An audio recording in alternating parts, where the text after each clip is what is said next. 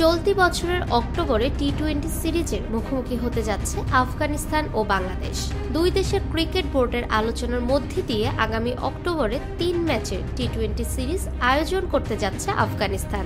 ভারত ও শ্রীলঙ্কার যৌথ আয়োজনে 2026 টি-20 বিশ্বকাপের প্রস্তুতি হিসেবে এই সিরিজ মাঠে গড়াতে পারে। এ বিষয়ে বিসিবির এক মুখপাত্র ক্রিকবাজকে জানিয়েছেন, এ ব্যাপারে আমরা ইতিমধ্যে আফগানিস্তান ক্রিকেট বোর্ডের সঙ্গে আলোচনা করেছি। এই সিরিজটি পূর্বে স্থগিত হয়েছিল এবং আশা করি রোজার পরে ফের আলোচনায় হবে। আর এই সিরিজটিকে আমরা টি-20 বিশ্বকাপের প্রস্তুতি হিসেবে দেখছি। সিরিজ আয়োজন সম্পর্কে এসিবির মুখপাত্র জানিয়েছেন, এফটিপির দিকে তাকালে একটি স্লট ফাঁকা দেখা যায়। আমরা দিন তারিখ নিশ্চিত করার ব্যাপারে আলোচনা করছি।